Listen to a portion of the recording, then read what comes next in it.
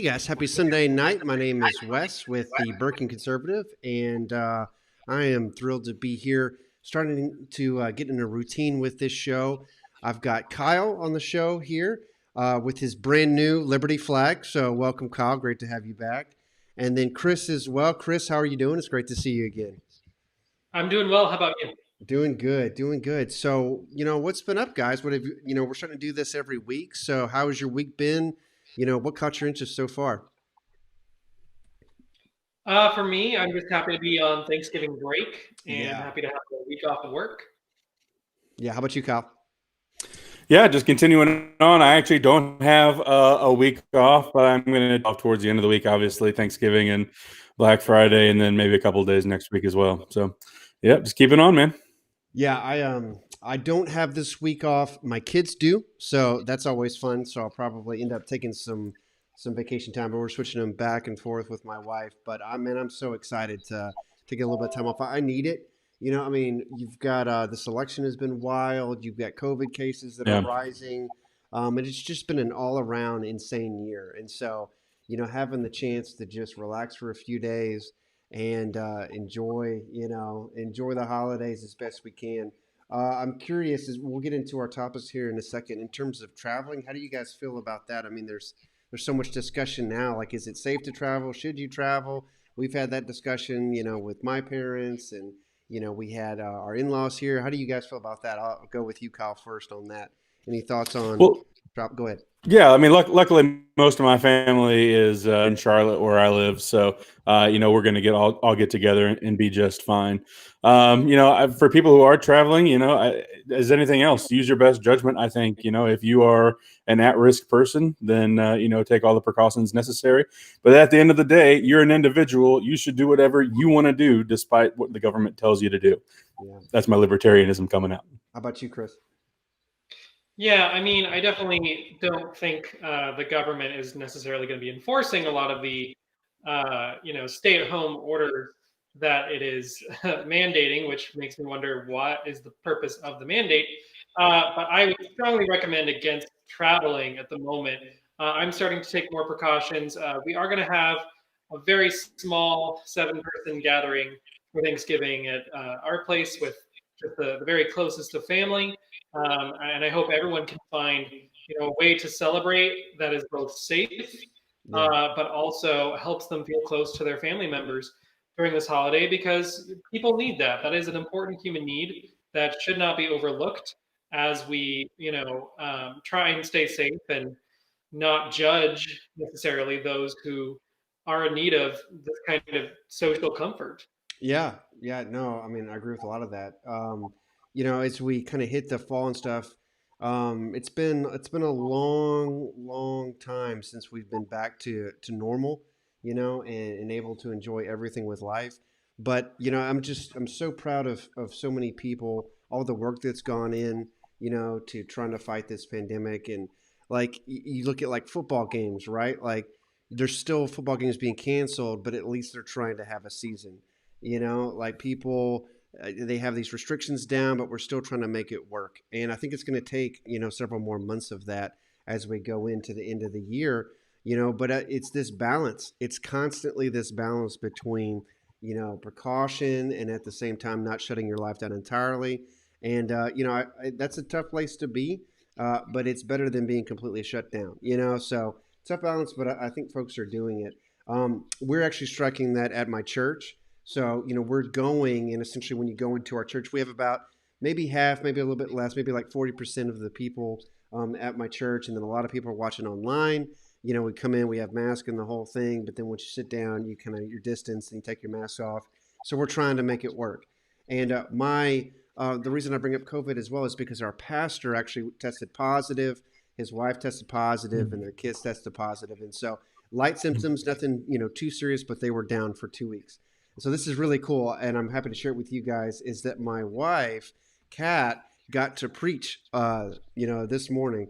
So she did both services, and she got to get up there, and she just did an amazing job. It was her first time getting to do that. She's been on the Nice. staff at our church. Yeah, man. And I just wanted to share that because I just thought it was so cool. And she actually talked about some of the same themes that we discuss on this show. is she gave, and I know Kyle, you're familiar with this. She gave the story of the prodigal son from Luke 15, right? And she got Sure. into the whole issue of, in this story, you have the son who runs away, but then he comes back and he begs to be part of the family, and his dad lets him back in, and the brother's jealous, and there's that, relationship between the two. And she talked about how the older brother had a disconnect, how he didn't really understand what had happened, and as they resolve that, it starts to bring them back together. And it was this powerful message of what we need to do is realize we may not have the full story. We may not Yeah. fully understand where someone else is coming from. And so you're just talking about trusting God and everything else because he does. But I love that. She talked about how, this guy who had come back had a change of heart, but, his brother who was jealous didn't see that. And so anyway, it made me think of you guys, honestly. It made me think of how we've built this show up Mm. to a point of being able to give each other time to talk, being able to discuss issues, whether you vote for Biden like Chris did, or whether you don't, like I didn't and like Kyle didn't. As you get into these differences, you can still hear the other person out and realize, hey, maybe I don't have the full story. Let's listen and see, and you might be surprised. So I don't know if you guys Mm. have a take on that, but I just thought it was really powerful and it was awesome. You can see some pictures down here of her cat preaching, and that's her, in front of the big sign. Their Encounter was the series that they did. So I just had to share that. I feel like it's Nice. That's awesome. Way to go, Kat. That's great. yeah, I like that you focused on the big brother. A lot of people look at that story, and obviously we see from the nature of the prodigal son and the forgiving, loving father, and we kind of overlook the big brother. But in reality, most of us are the big brother in that situation. yeah. For It's a really, really great story of forgiveness and understanding, and trying to keep your eyes on the bigger things for sure. Yeah. Yeah, the ideas of forgiveness and grace are two things that have always very much resonated with me about Christianity, because forgiveness and grace are hard. Yeah. They are hard to extend, as Kyle alluded to. Yeah. They're really hard on, today. Today it's like we've talked extensively about the election. We've still got the COVID thing that we've mentioned, and then as you go into the next few weeks, I'm sure the cases are going to continue to spike. We don't have a vaccine just yet. It sounds like that's coming very soon. How do we navigate that? Like, in terms of going forward, how do we start to have more of that grace and forgiveness? Kat talked about social media, and I'm proud of this show of being a positive voice for that. But what do you think it's going to happen? Because people are they're in such different spots, right? You have like people who are very hard on the Trump train, saying, "Hey, this election's entirely legitimate," to the point of not believing any of the reports that come out talking about, like, for example, Georgia certifying the election, Pennsylvania's court throwing out some of Trump's lawsuits. They don't trust any of that. And then you have a whole host of people who are saying, look, it's time to move on.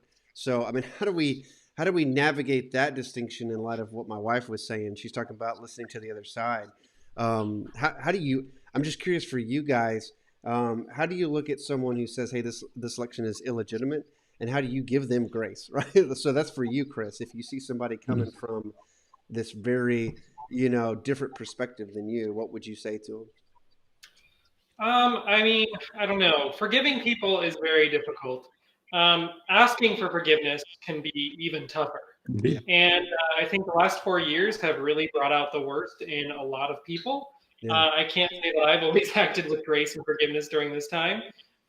But I think there are a lot of so-called prodigal sons who uh, are kind of realizing that they've made some mistakes, and who are not quite at the point yet where they feel comfortable asking for forgiveness. But I do think that that is a necessary step. yeah, I also think that there has been a lot of wrongdoing that does need to be held accountable. yeah, At the same time, am I going to rub it in my neighbors' faces? Biden's victory, or am I going to call people that I have strong relationships with stupid for believing these, conspiracy theories about the election? yeah, No. Do I necessarily feel the same about strangers that I encounter who believe these same things? yeah, Not necessarily. I think that you have to consider the relationship that you have with someone. You have to consider the good that you know about them, because there are many people, I think, with absolutely ridiculous ideas, who I know there are many good aspects to them. I know that they are good people in a number of ways. And I think that it's important for us to focus on that. Yeah, I mean, I think just because as a conservative, like, and I've had several people that are very, very pro Trump, hard right, like on our shows, on our page, all that kind of stuff. I can tell you from their perspective, um, it's shocking to them because you think about, going to a Trump rally where you see all these people, right? And then especially like in a place here like Florida, right, where it's very, especially where I live, it's very far to the right. So everyone that you meet, like 80%, of the voters tend to be like pro-Trump, right, or Republican.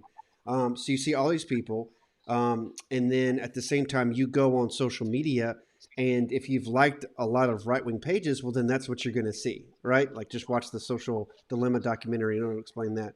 And so they go online, they see right-wing conservative, they go to work, they're surrounded by the same thing. They turn on the news and it's Fox News. They really have to go out of their way at this point to see an alternative voice compared to what they see all over the place. And then come to find out, like, wait a minute, Biden's winning Georgia, just an hour north of us. Like, what?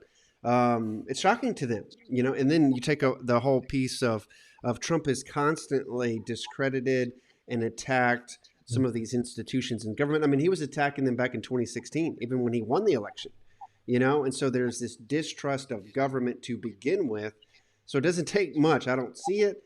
And then, here's a plausible explanation. Government's corrupt, so the election must be corrupt. So, I mean, as a libertarian, Kyle, I've got to ask you that question of, if there's this skepticism of government, then how do you know that the election is something we're trusting? Why would you trust the court system and some of these other, again, paid government workers, sometimes, minimum wage and all that stuff, to be able to count these votes and certify them using government systems, Dominion, that type of thing. So Yeah. do you share any of that distrust, or do you think that, hey, listen, these people are just out to lunch and not worth listening to? I'd say it's a little bit of both. Quite honestly, I of course I have some distrust of the government, even if I was not a libertarian or libertarian leaning. I think that I think it'd be crazy not to doubt your government a lot of the time, or not to question your government a lot of the time. So of course, I think there's opportunity for fraud. I think there's opportunity for malevolence, or whatever you want to call it. People not doing their job well, or people being able to be bribed, or Yeah. fix an election one way or other. But I think that those cases are very small. I don't think they would account for 9 million votes, which is, about what the margin is right now. Yeah. And so, yeah, honestly, it's a mix of both. Interesting. Yeah. I mean, Yeah, and to go ahead, Carl. also answer that question was, I mean, yes, I distrust the government. Trump is the head of the government. Trump has more power than any government official in the country. So if you distrust the government, why on earth would you trust Trump, who Yeah. is a habitual liar and Yeah. started his political career on a conspiracy theory and is now ending on one as well? Yeah. I think one of the So things, if Trump is the top cop in the nation, as they say, right, the top law enforcement official in the country, isn't it his job to root out those areas of malfeasance? Isn't it his job to try to root out the wrongdoers? And obviously, he does have a history of in a these conspiracy nonpartisan theories and things way. like that. But, yeah. So sure. I mean, It's his job to do that in a nonpartisan way, which he has proven that he cannot and will not do. yeah, I mean, I would Sure. respond to that in that there's constantly been this theory of the deep state that is so deeply entrenched that, no one can fully root it out. I would tell you, I think there is some truth to that. Like the way that it's phrased can be a little bit over the top and sensationalistic, but I mean, you have these lifetime bureaucrats who know exactly how to wedge themselves into a specific agency, protect themselves from any type of removal because they know all the rules and stuff and they know how to hide everything. And they just kind of stay there for 10, 15, some 20 years until they get their pension and then they're out. And it, like, maybe at one point they had some, some patriotism or love, for service, but they kind of lose that for whatever reason. Yeah. And so how are you going to get them out, and Trump coming in there and trying to make change? Okay. Like he's doing the best he can is what people would say. But at the same time, I hear what you're saying. He also uses that as a convenient, like, boogeyman, and like Sure. he uses that to stay in power. But I'm with you guys in terms of I wanted to see it. Like, whenever people are so quick to rush to judgment, going back to what my wife said this morning, people are so quick to rush to judgment. And I was a wait and see. Even when the election, was Yeah. called, like, oh, Arizona is called and Fox is calling, I was like, what? Like, wait and see, because people are so quick to want to get results and everything else. And it's like, you need to slow down until things are sort of like, I can confidently, like, say, hey, Georgia now went for Biden. Not like, we don't want to sit here and be shading stuff, because then you may have to change it. And it lends yourself to all kinds of errors and losing, credibility. When it comes to fraud, or it comes to the election being overturned, I've said for a while, if it was one state that we were looking at, and there was all this scrutiny, like, okay, if it really did come down to Pennsylvania, like, I feel like we would have another 2000, but it didn't. We're talking Yeah. Pennsylvania, Arizona, Michigan, Wisconsin, Georgia, like North Carolina, like all these numerous states, and they all, short of North Carolina, went one direction. So, and then of course, we're not even talking about the popular vote, which wasn't even close. Sorry, Kyle. Like, to Trump having it, right? Yeah. So, but it's hard, man. It's hard for people to understand folks are different than them. It's hard for them to see their worldview collapsing. And then of course you got Trump, like, trying to give them an alternative viewpoint all the time about this. I do want to You also close. have you have figures in the legacy media who also feed on this, like Yeah. Oh Don yeah. Lemon and his group at CNN and MSNBC and Fox, especially. Like all of Oh yeah. those groups, yeah, they just go after each other and they literally feed on fear and not on facts, and that's something we've just got to get over.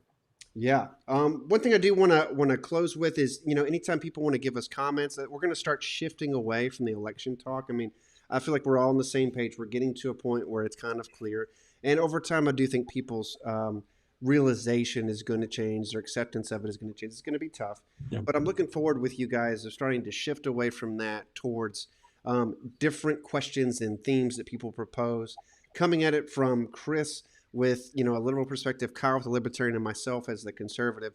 We can jump into all sorts of things, whether that's politics at a different level, whether that's philosophy, religion, spirituality, culture, art, all these different things. One that came up, and I don't know if you guys want to talk about it just yet, but Roger, who's been on the show many times commenting, had asked me earlier this week, could we discuss critical race theory? Is this something the government should be teaching? So maybe I think we'll jump into that on our next show. Did either one of you guys want to take a stab at that to kind of preview that for next time? How about you, Yeah. Chris? Sure. Yeah. Oh, sorry. Go ahead, Chris. Oh yeah, I have the actual book on critical race theory, like the original. I haven't actually finished it, Okay. but it's definitely a topic I have some mixed feelings on. I am, definitely more to the left when it comes to race issues and racial justice as an aspect of social justice. At the same time, I'm very mixed on when it comes to things like affirmative action and other policies, which I kind of doubt both the morality and the pragmatism of. Yeah. But yeah, that would definitely be an interesting topic to discuss. And how about you, Kyle? Because I know I talked, with Roger about our Wednesday show, our podcast that we do, but you were saying, hey, Yeah. maybe this is something good for us to debate. So I'm curious as to why you said that. Yeah, I'd love to, just to give kind of a quick rundown on the history of critical theory and critical race theory in general. Obviously, that starts with Marx, and then this Italian Marxist named, I think his name was Antonio Gramsci. It was Gramsci is his last name. I think it's Antonio Gramsci. He kind of took that idea and ran with it and developed the idea of the hegemony, where in the hegemony you have the idea of a popular culture, whatever like the dominant culture is the oppressor, and then whatever other cultures live under that are the oppressed. And so it moves everything, and this is a continuation of Marxism, away from the individual into an oppressor and oppressed paradigm. And you can apply the hegemony to anything. Yeah. And then so other people in West Germany got a hold of it. It's called the Frankfurt School. And the Frankfurt School developed this even further, the oppressor-oppressed relationship. During the war, those people in the Frankfurt School, obviously being Marxists, were not welcome in Nazi Germany. And so they were relocated to a little school in New York called Columbia University. Columbia University welcomed in the Frankfurt School, and they continued to develop these social theories here, which would lead us into continued oppressor-oppressed paradigm. And then you would see that, and we can get into this at a further time, but that's really where you see the idea of intersectionality being played out in the 60s and so on through the Frankfurt School's relocation into New York, to where no matter what oppression you feel, the more oppressed you are, the more powerful your voice should be, the louder your voice should be. It's a fundamental of intersectionalism. So. Yeah, and I mean the links you were talking about with Marxism are fascinating. One of the things that just kind of brings it all together, right? Because when you talk about the oppressed versus the oppressor relationship, right? Like the proletariat versus the bourgeoisie. Yep. One of the things that, going back to what we've talked about, is how do we talk to each other? How do we get past some of the stereotypes? How do we begin to mend some of these relationships and see truth as opposed to like constant conflict? I think, not necessarily this particular theory, but certainly the Marxism within it is something that we have to avoid because it's just too simplistic. Going back to what my wife said, we're all at some point the prodigal son. We're all at some point the brother, right? Like we have this human nature within us that is prone to both good and evil. And any time, and I see this all the time in conservative channels, that we want to completely demonize whether it's the deep state in government or whether it's liberals or whether it's atheists or whatever, foreigners, the whole thing. Anytime we get into this state where we go beyond just recognizing a disagreement to castigating them as evil, right? To the point that sometimes I think people forget, hey, wait a minute, there is an evil within yourself too, that a human nature that you have to tame and muster. Yeah, it goes back to group identity, which is the fundamental, the fundamental trademark in the Frankfurt School, and even what we see today with people on both the right and the left. It's a failure to see the individual instead of the group, and that's something that we need to really reject. That's awesome. Well, all right. So I think that's going to do it for today. But that's can be a kind of a preview of our next show. We'll get into this critical race theory. We'll get into the Marxism in it. I'm really looking forward to breaking that out. I'm really looking forward to like extracting the progressivism in this and talking about wrestling with it. And my fear is that a conservatism that isn't self-aware and deep intellectually can even slide into that. As much as we say we hate progressivism and communism, a lot of times we get into the same type of dialectics and things like that. And then at the same time, Chris, I'm curious as to how you relate to that, being on the left.